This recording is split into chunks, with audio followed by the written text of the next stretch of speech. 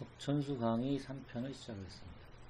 1권 361페이지 제대로 보는 적천수 천미 임정환 역 이 책에서 가져온 명조입니다.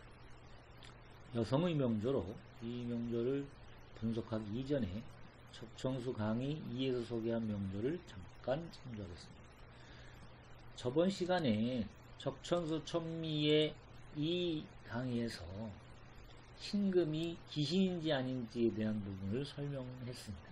근데 여기도 이번 사주에도 정화가 귀신인지 시신인지에 대한 문제가 되는 게 있어서 이 명조를 먼저 설명하는 겁니다.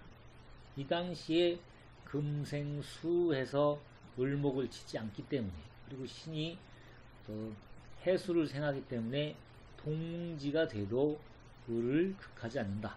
그래서 이것은 귀신이 아니라는 설명을 했습니다. 근데 이제 기본적으로 간지라는 형태는요, 이렇게 간지라는 형태는, 이 간지죠. 간지라는 형태는 이건 하나의 단위예요. 하나의 단위. 그러니까 이거는 이 둘은 뗄래야 뗄 수 없는 존재입니다. 그래서 신금은 원래 을을 칠 수가 없어요. 금생수하고 있기 때문에, 탐생망하기 때문에. 그렇죠? 원래 칠 수가 없는 존재입니다. 물론 여기에 또 다른 변화가 있으면 신이 을을 쳐요. 왜냐하면 이 밑에 뭐 유가 오거나, 그러니까 이압이나 뭐 이런 걸로 인해서 유가 오거나 그러면 이게 치게 되죠. 근데 이 형태의 삶에서는 신은 해수를 생할 수밖에 없는 이런 운명적인 구조를 가지고 있어서 신은 을을 칠 수가 없습니다. 그런 보충적인 설명을 하고요. 이 명조를 한번 봅시다. 신강신약을 나누다 먼저 봐야 되니까 신강신약에 대한 그 정보를 갖고 오겠습니다. 오늘 일단 지울까요? 아래는 봅시다. 그래서 보면 여기가 위가 이렇게 신금을 중심으로 해서 토생금하죠. 이게 인수예요. 생해주는 거를 인수라고 합니다. 일간을 생해주는 걸 인수라고 하는데, 토생금, 이거는 생해주는 거니까 일간의 세력이에요. 토생금. 일간의 세력이니까 이거를 합하면 185입니다. 75, 25, 85니까 185죠. 100에다가 80. 그래서 185를 적었습니다. 185를 적었고요. 그 다음에 밑에는 토생금, 요건 금이에요. 다 일간과 똑같은 세력이에요. 그러니까 이거의 전체가 일간의 세력입니다. 요 밑에는 전부 합하면 550입니다. 100, 200, 300 550을 그래서 적었습니다. 735가 됐어요. 합계가. 다른 거를 고려하지 않은 상태에서 735입니다. 그러면 신강하다고 봐야죠. 400점 이상을 넘어가니까 신강합니다. 신강을 찾으면 식재관을 찾아야 된다고 말씀드렸습니다. 식재관, 식신, 재성, 관성을 찾아야 돼요. 식신상관, 재관이에요. 식신상관, 재를 찾아야 되는데 이 명조에서 한번 봅시다. 이 토는 빼고 이 정유 하나만 딱 남았어. 그죠? 정유가 뭡니까? 관이죠. 이 일간을 극하는 걸 관이라고 해요. 일간을 극하는 관인데, 이 관이 귀신인지 시신인지를 분별해야 됩니다. 귀신인지 시신인지 분별을 해야 되죠. 그래서 그 부분을 봐야 하는 겁니다. 이게 정화가 귀신인지 시신인지를 봐야죠. 보십시오. 그 신금과는 정유화가 떨어져 있어요. 떨어져 있죠. 그래서 극할 수 없습니다. 밑에도 연결고리가 없어요. 연결고리가 없죠. 연결할 수 있는 부분이 없습니다. 자, 그러면 정화는 과연 귀신이냐 시신이냐. 근데 정화가 생내적으로 본인이 유를 깔고 있어. 신금에 녹지를 깔고 있단 말이죠. 정화는 유금을 극할까요 말까요? 여기서 탐생망극이 적용되느냐는 문제입니다. 탐생망극이 적용되느냐? 탐생망극이 적용되느냐? 탐생망극이 적용되느냐 이겁니다. 탐할 탐자죠. 탐, 생, 잊어버릴 망자예요. 일망, 극이죠. 탐생망극. 생을 탐해서 극하는 걸 잊어버렸어. 탐생망극. 그러면 정화는 화생토하니까 이게 탐생망극에 해당하느냐는 문제입니다. 이거는 탐생망극이라고 할 수 없어요. 왜 그러냐면 정유가 하나의 단위예요. 이 사주에서 간지는 하나의 그 단위입니다. 뛸래야 뛸 수 없는 존재예요. 옆에 뭐가 왔다고 해서 탐생망극할 수 있는 존재가 아니라는 거죠. 이거는 본래적으로 생리적으로 극하게 있는 관계에 있는 겁니다. 그러므로 유금의 그 신금의 녹지를 극하고 있어요. 그렇기 때문에 이 정화는 무슨 얘기냐면 정화는 뭐예요? 기신입니다. 신금을 극하고 있는 거예요. 간접적으로. 신금을 극하고 있는 존재라서 이 부분은 기신입니다. 기신이 어떤 결과예요? 이게 만약에 기신이 아니고 화생토해서 토생금으로 화생토로 해서 흡수됐다고 가정하면 이 부분은 양성성상격이라고 그래요. 양기성상격. 그러니까 양기가 두 개의 기가 존립한다고 해서 양기성상격이라고 합니다. 토와 금들이 있어요. 그죠? 토와 금들이 있어요. 그래서 양기성상격이라고 하는데 정화가 기신으로 존재하면 양기성상격이 되지 않아요. 정화가 기신이 되어버렸어. 근데 화가 이게 신강이니까 관이 그럼 용신 아닙니까? 그렇게 얘기할 수 있어요. 근데 용신은 아니야. 왜냐면 화생토에서 토생 흡수되는 존재야. 그리고 이 정화를 지지가 없어. 천간에 지지. 응? 지지에 이게 이제 정화가 만약에 이 밑에 지지에 어떤 뭐가 있다면 만약에 여기에 오가 있다. 오화. 그러면 이제 통근하죠. 밑에 이제 술이 있다. 그러면 정이 술에 통근해요. 그런 과정을 통해서 정화가 화생토해서 이거는 종강격이라고 하는 형태를 갖게 돼요. 종강격이라는 이게 화생토에서 토로 흡수되긴 하지만 얘도 정치에 참여하게 되는 거예요. 근데 이 상태에서는 정치에 참여를 못해요. 왜냐하면 지배 세력에 있긴 하지만 제가 말씀드렸죠. 천간은 지배 세력이고 지지는 피지배 세력이라고 말씀드렸습니다. 정화는 화생토한데 기여는 하지만 소위 말하는 지배 계층에는 있긴 하지만 지지의 세력이 없어. 그래서 지배 세력이 될 수가 없는 거예요. 지배 세력이 되려면 천간에도 나와야 되고 지지를 받아야 돼. 지지의 근을 받거나 천간의 생을 받아야 돼. 그러니까 토는 여기 밑에 토가 없어도 화생토하면 이 정화라는 지지 세력이 있어서 지배 세력으로 참여할 수 있는 겁니다. 근데 정은 목도 없어. 천간에. 목생화 해주면 천간에 지배 세력이 될 수 있는데 될 수가 없어. 밑에도 화가 없어. 그죠? 그렇다고 목이 여기 있으면 목생화해서 지배 세력이 되는데 그것도 안 돼. 그러니까 지배 세력도 안 돼. 근데 어쨌든 화생토로 해서 흡수될 인명인데도 불구하고 일간을 치고 있단 말이죠. 그러면 이거를 기신이라고 합니다. 기신이 존재합니다. 기신은 곧 뭐냐면 사주의 병입니다. 병이에요. 기신은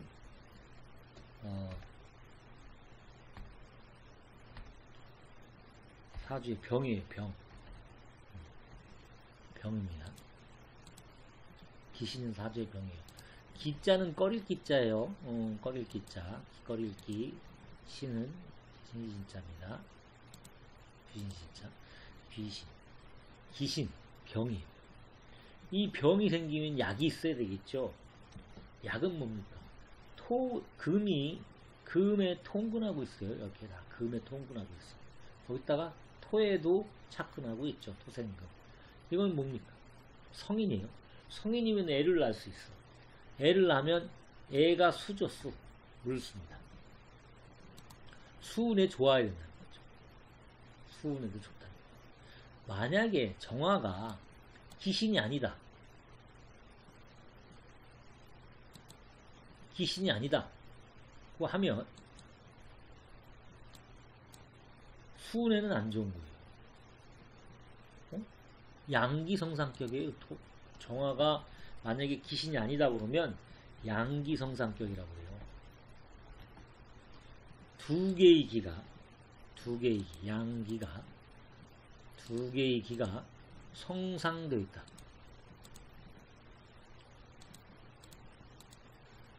양기성상격이라서 두 개의 기가 상으로 성립된 거예요.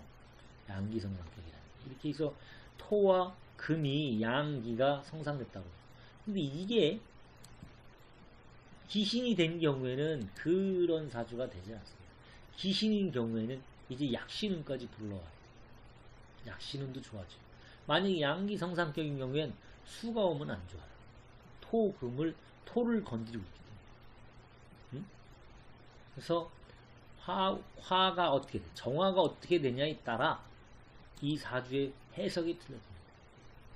그래서 이 부분을 분석을 잘 하셔야 돼요. 그래서 이 사주를 한번 내려서 어떻게 설명되고 있는지. 그러면 수운도 좋다고 말씀드렸습니다. 그래서 약신운에 금생수 하는 수운도 좋고, 그러면 토운도 좋죠. 이거를 없애야 되니까 토생금 하는 것도 좋고, 이 형태의 그래요. 그러면 처음 해봅시다. 토생금이죠. 토금 좋습니다. 토금 좋아요. 네? 토금 좋아요. 수도 좋죠. 수도 좋다고 했습니다. 금, 임자도 좋습니다. 수운이 올수니까요. 개축도 좋죠. 그죠? 근데 이때부터 안 좋은 거예요. 갑인부터. 갑인, 을묘, 병운. 진운은 들어오면 진유합 금해서 좋습니다만 요 운만큼은 안 좋은 거죠. 그러면 거기에 대한 적천수에 대한 어떻게 설명되어 있는지 봅시다. 어떻게 설명되어 있는지 우리 이제 보자고요.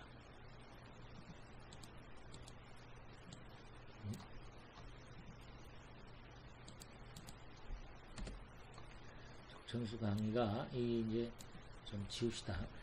지우고 여기서 이것도 지워봅시다. 올려고 여성의 명조도 올려서 좀 봅시다. 이 여성의 명조라고 하는데 이거를 좀 보세요. 여성의 명조입니다. 신의 임자 개축의 운이 행하면서 남편을 도와서 가정을 흥하게 하였고 일품에 봉해졌다. 좋다는 얘기죠. 쭉 좋습니다. 이 눈에 들어서는 신금이 있어 회충하니 안부 종용하였으나 64세 되는 경자년에 자신이 회국하여 충을 해서 인궁에서 화가 장상하니 남편을 열고 가정형편이 일납천장하였다. 여기서 이제 회충이라는 부분이 나옵니다. 근데 제가 이 명조를 여기서 설명드리고자 한 부분은 정화가 기신인지 시신인지 분별하는 법을 전 강의를 통해서 배웠기 때문에 또 한 번 강의를 하기 위해서 이 명조를 선택한 겁니다. 그래서 회충이라는 부분은 그냥 넘어갑시다. 이 부분까지 만약에 설명하자면 긴 시간이 필요할 것 같습니다. 그리고 여기서 경자년에 이렇게 있죠. 경자년에 자신이 회국하여 충을 해소하고 이렇게 있죠. 해소하고. 네? 이거는 하나 말씀드릴게요. 인신충이라는 부분요. 인신충이라는 부분은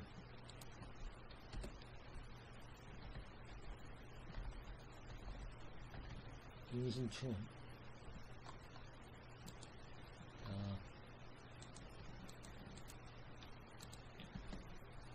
자수가 와서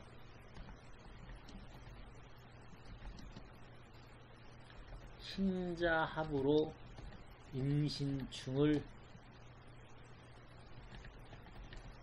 풀었다고 하는데 이는 잘못된 정보입니다.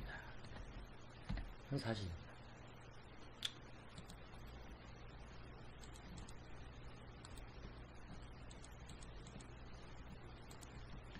그렇죠? 인신충을 풀었다는데 이건 잘못된 정보입니다. 왜냐하면 인신충은 하나로 완결된 단체예요. 완결된 단계랍니다. 인과 신이 충하는 거는 그냥 완결됐어요. 그런데 신자합은 진이 빠졌어. 진이 없어. 이건 완결된 상태가 아니에요.